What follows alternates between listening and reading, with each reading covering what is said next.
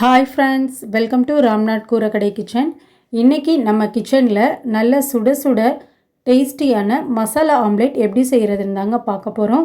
ஹெல்த்தியான ஒரு பிரேக்ஃபாஸ்ட் ரெசிபியும் கூட.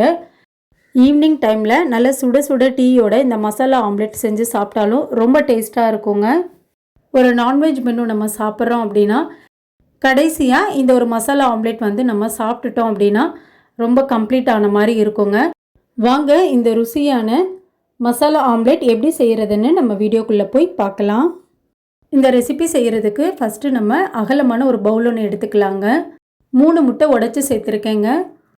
உங்களுக்கு எந்த அளவுக்கு வேணுமோ அந்த அளவுக்கு நீங்கள் முட்டைகள் சேர்த்துக்கலாங்க. இப்போ முட்டையை சேர்த்ததுக்கப்புறம் தேவையான அளவு உப்பு சேர்த்துக்கலாம். இப்போ இந்த மசாலா ஆம்லேட்டுக்கு தேவையான பொருட்கள் என்னென்னு பார்த்துடலாங்க.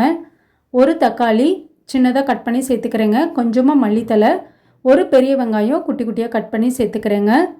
இப்போ நம்ம முட்டையில் உப்பு சேர்த்துருக்கோங்க. முதல்ல நம்ம அதை நல்லா அடித்து வச்சுக்கலாம். இப்போ பாருங்கள், நல்லா இந்த அளவுக்கு நல்லா முட்டையை நல்லா அடித்து வச்சாச்சு.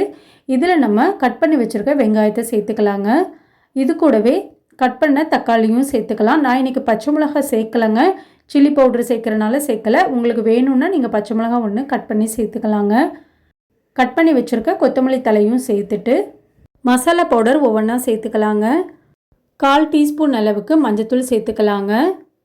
1/2 டீஸ்பூன் அளவுக்கு கரம் மசாலா சேர்த்துக்கலாம். 1/2 டீஸ்பூன் அளவுக்கு மிளகாத்தூள், 1/2 டீஸ்பூன் அளவுக்கு மிளகுத்தூள், 1/2 டீஸ்பூன் அளவுக்கு சீரகத்தூள் சேர்த்துக்கலாங்க.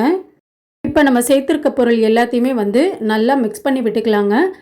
எந்த அளவுக்கு நல்லா நம்ம மிக்ஸ் பண்ணி விடுறோமோ அந்த அளவுக்கு ஆம்லேட் நல்லா ஃப்ளஃபியாக இருக்குங்க. இப்போ முட்டையை நல்லா அடித்து வச்சாச்சுங்க. இனி நம்ம தோசைக்கல்ல ஊற்றிக்கலாம். நான் இன்றைக்கி பேனில் தாங்க ஊற்றுறேன். ஸ்டவ்வில் பேன் வச்சுட்டேங்க.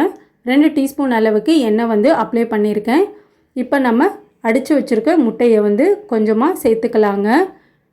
இப்போ சேர்த்துட்டு ஒரு ஸ்பூனை வச்சு நல்லா ஆனியன்லாம் எல்லா பக்கம் ஸ்ப்ரெட் ஆகிற மாதிரி நல்லா கலந்து விட்டுக்கலாங்க.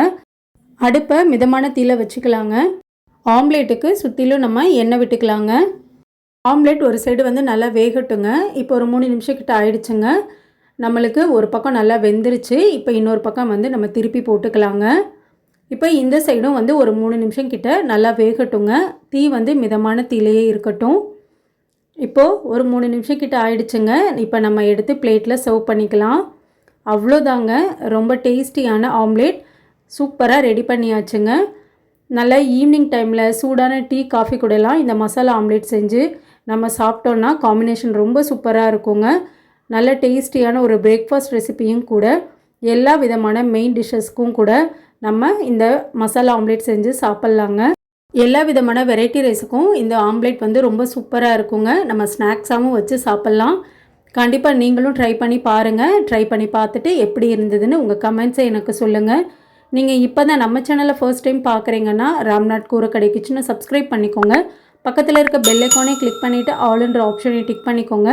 அப்போ தான் நான் போடுற புது ரெசிபிஸ் நோட்டிஃபிகேஷனில் உங்களுக்கு உடனுக்குடனே வரும். இந்த வீடியோ உங்களுக்கு பிடிச்சிருந்ததுன்னா லைக் பண்ணுங்கள். உங்கள் ஃப்ரெண்ட்ஸ் அண்ட் ரிலேட்டிவ் ஃபேமிலிக்கும் ஷேர் பண்ணுங்கள். இனி நான் வேறு ஒரு இன்ட்ரெஸ்டிங்கான ரெசிபியில் உங்களை பார்க்குறேன்.